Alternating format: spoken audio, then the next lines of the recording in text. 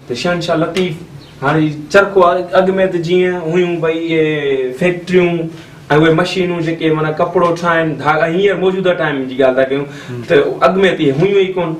अॻ में छा कंदा जेको आहे सो धागो कते करे ठाहे पोइ उन तारी कपिड़ो ठाहींदा पोइ उन चरखे ते धागो ठहंदो चरखो। हा शहनशाह फरमायो त चरखो ईअं चोर जीअं भूण भुणको न सुणे। चरखो ईअं चोर जीअं भूण भुणको न सुणे उथी आधी रात जो अलख से और तंहिंखां पोइ तोड़ त सोन बराबरि सुट थिए उन खां पोइ तोड़ वरी छा शहनशाह हाणे धागो ठही वियो हलियो हाणे उन धागे खे सॼे खे ठाहे करे ॻंढिणो आहे ऐं उन मां पछाड़ी जो जेको आहे सो कपिड़ो ठाहिणो आहे। हाणे हिन मां छा कंदा हिन वेड़ी खे हिन खे फेराईंदा वेंदा पोइ हिन मां हिकिड़ो हिकिड़ो तंदो कढी हिन में विझंदा वेंदा। शहनशाह तो फरमाए त वेड़ियूं जिन बाहुनि में हाणे ही वेड़ी थिए ढेरियूं से ढेरी वेड़ियूं जिन बाहुनि में ढेरियूं से ढेरी कोकड़ पंहिंजी कूतले मेड़ियुनि मां मेड़ी। थर में अॼु ताईं बि ईअं थींदो आहे ख़बरूं हूंदियूं आहिनि हिकिड़ा पेरूं सुकल पेरूं हूंदा आहिनि उन्हनि खे चइबो आहे कोकड़। हिकिड़ा माना पेरूं पेरूं किरिया पट ते ज़मीन ते किरिया माण्हू मेड़े खणी आया खाधे जे लाइ खुराक जे लाइ जेको अॼु ताईं थर में इहो कनि था माण्हू मेड़े हिकिड़ा खया ॿिया वरी जेके बची विया आहिनि कोकड़ जेको बची पेरूं सुकल पेरूं बची आया त वरी ॿिया वरी पोइ आया उन्हनि वरी मेड़ियुनि मां हिकिड़ा मेड़े आया जेके बची विया वरी उन्हनि ॿियनि अची मेड़िया। कोकड़ पंहिंजी कूतले मेड़ियुनि मां मेड़ी जेकी झंग झेड़ीनि से साम परते सूमरा ही वेड़ियूं ऐं ही ढेरियूं ऐं जेको आहे सो ही जेके ॾिसो हिन में ही वरी कोकड़ हिन में सुकल पेरूं आहिनि हिन बाबा जन जेके हिते रखिया आहिनि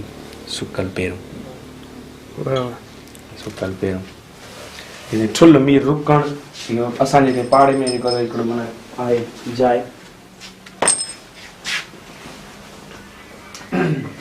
हाणे हिन खे असां डगर बि चऊं सांभर बि चऊं चढ़ा बि चऊं। डगर माना हिंदी ॿोली जो लफ़्ज़ आहे डगर माना रस्तो अॻ में छा कंदा अमूनो सिंध में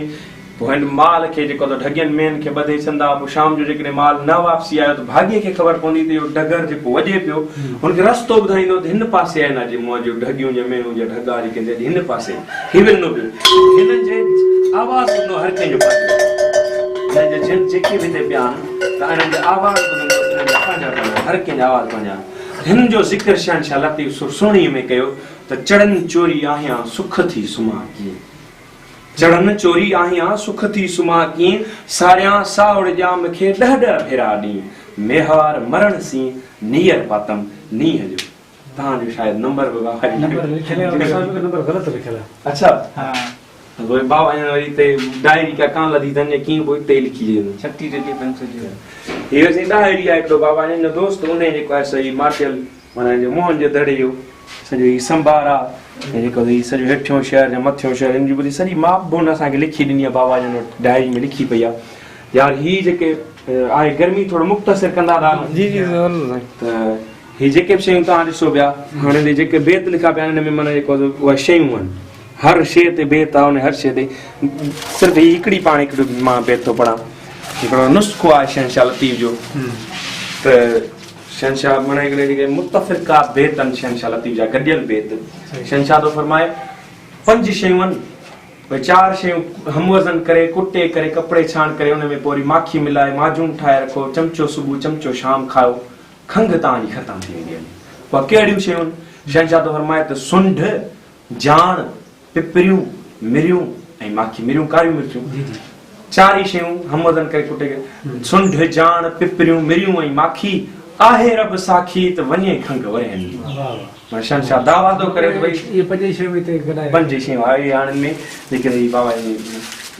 नंढी बोतल में जेका माखी हूंदी हिन में जेके ॿियूं शयूं हूंदियूं